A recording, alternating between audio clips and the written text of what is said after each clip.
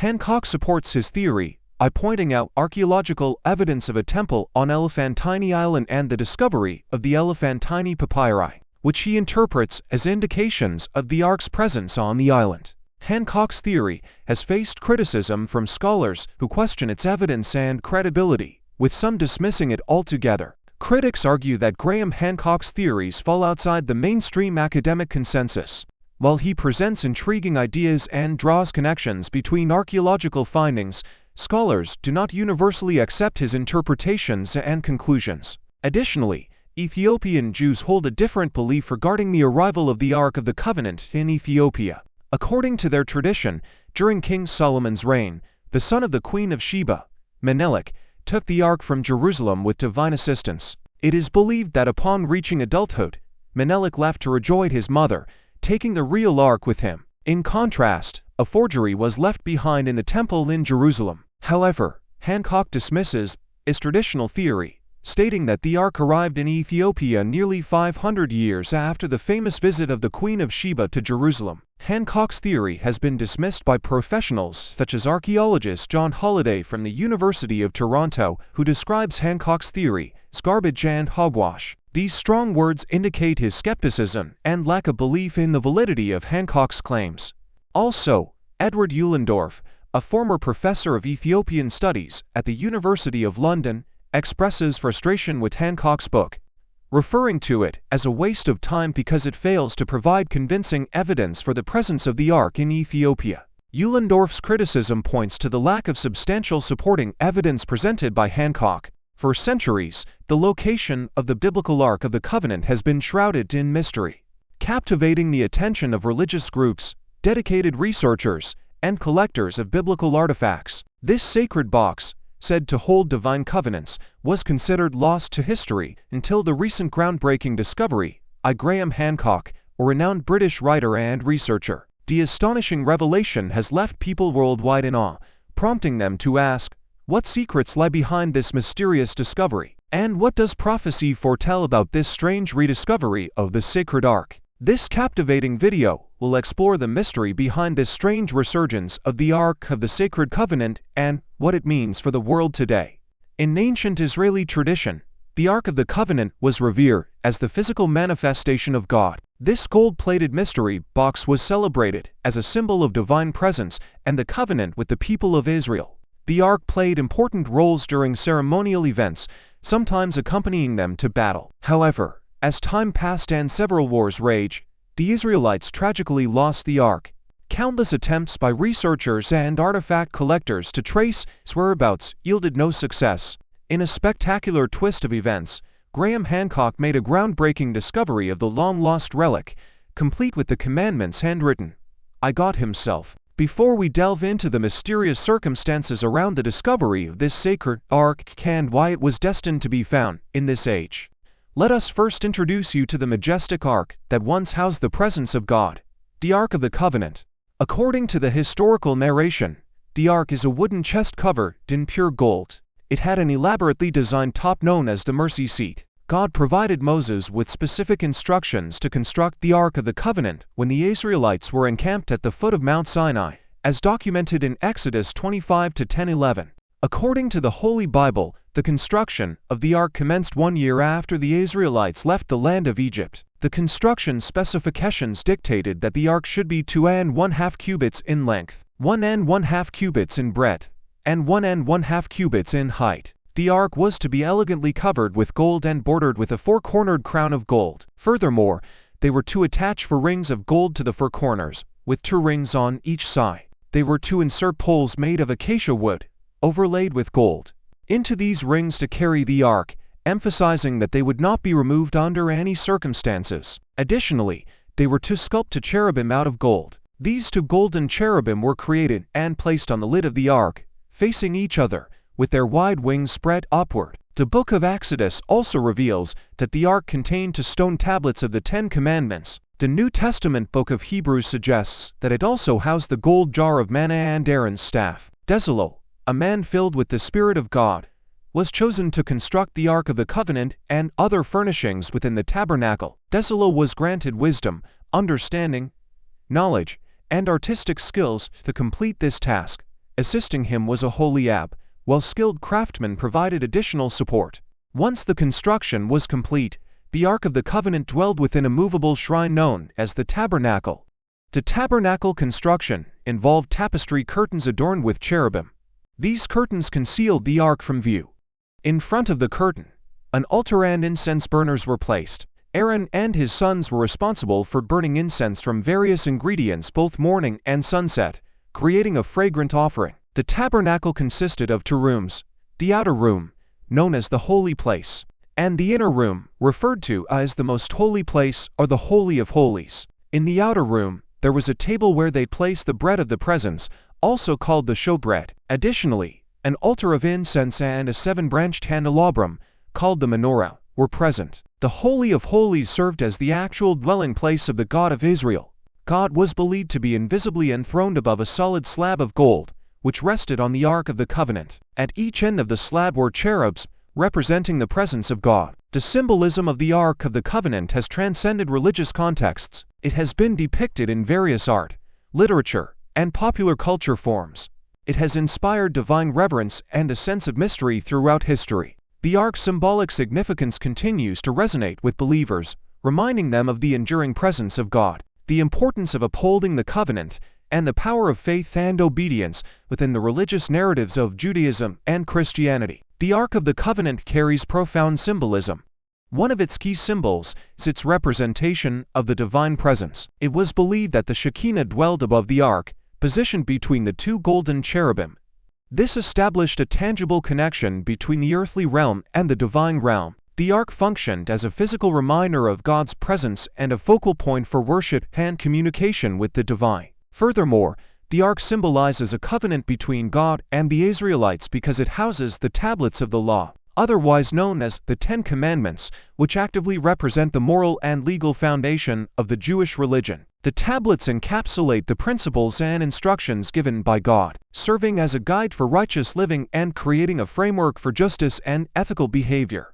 The symbolism of the Ark extends beyond its physical characteristics. During the Israelites' journey through the wilderness, the Ark of the Covenant created a sense of divine guidance and protection. The Ark's presence with the Israelites continually reminded them that God was leading them, providing them with strength, security, and divine intervention whenever needed. It was also associated with miraculous events such as the parting of the Jordan River and the crumbling of the walls of Jericho. These extraordinary occurrences reinforced the belief that the Ark possessed divine power and symbolized God's strength and victory. Let's discuss the historical journey of the Ark of the Covenant. One of the most treasured religious artifacts is the Jewish Ark of the Covenant. For centuries, people have made unsuccessful attempts to locate and recover the Ark. According to history, the Israelites constructed this elaborate and gilded ark approximately 3,000 years ago to contain the stone tablets inscribed with the Ten Commandments. Biblical accounts depict the size of the ark as similar to that of a 19th-century chest.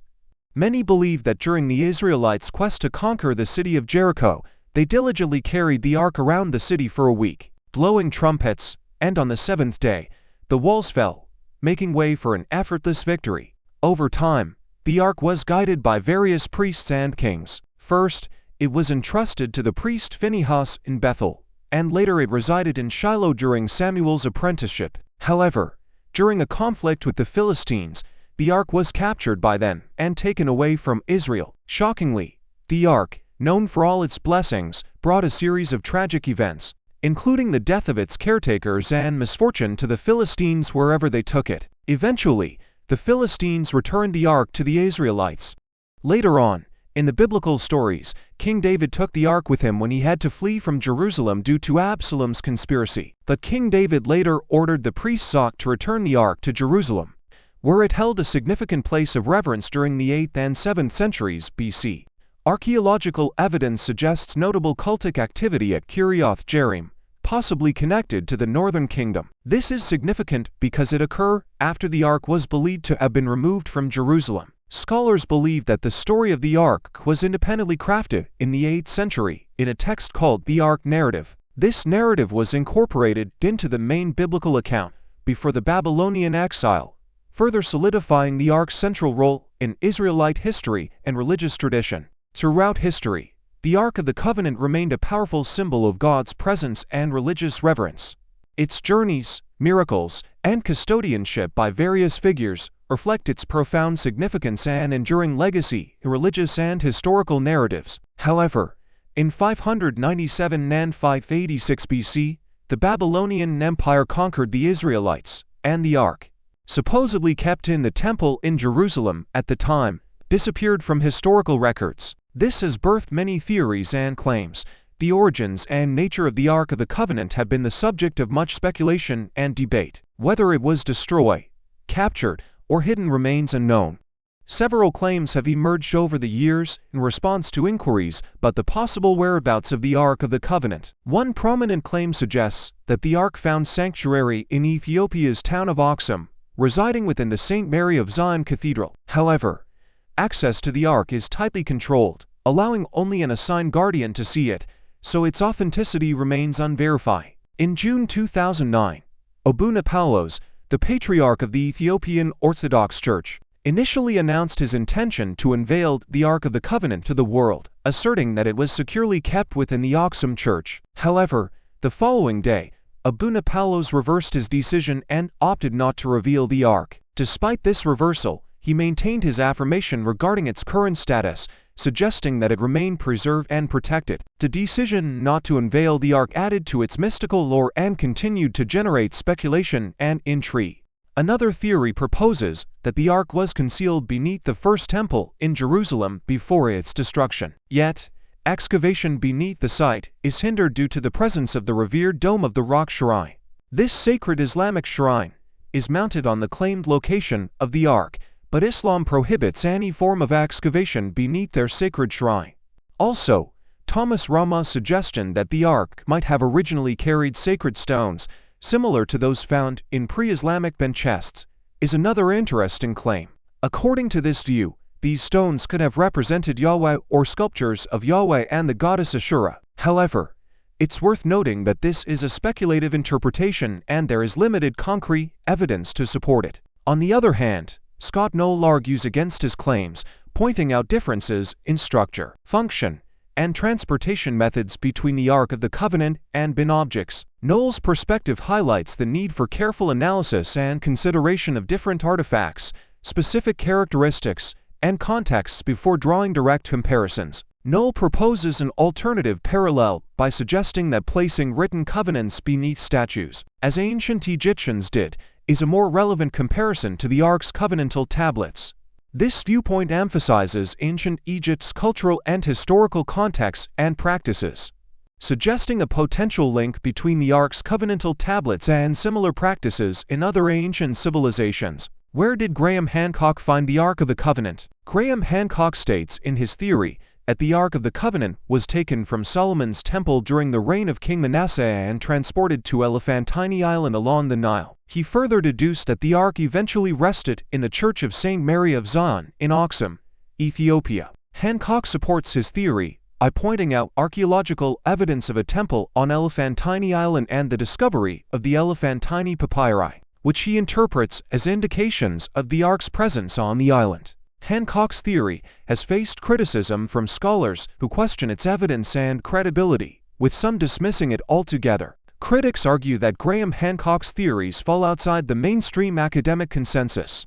While he presents intriguing ideas and draws connections between archaeological findings, scholars do not universally accept his interpretations and conclusions. Additionally, Ethiopian Jews hold a different belief regarding the arrival of the Ark of the Covenant in Ethiopia. According to their tradition, during King Solomon's reign, the son of the Queen of Sheba, Menelik, took the Ark from Jerusalem with divine assistance. It is believed that upon reaching adulthood, Menelik left to rejoin his mother, taking the real Ark with him. In contrast, a forgery was left behind in the temple in Jerusalem. However, Hancock dismisses his traditional theory, stating that the Ark arrived in Ethiopia nearly 500 years after the famous visit of the Queen of Sheba to Jerusalem. Hancock's theory has been dismissed by professionals such as archaeologist John Holliday from the University of Toronto, who describes Hancock's theory as garbage and hogwash. These strong words indicate his skepticism and lack of belief in the validity of Hancock's claims.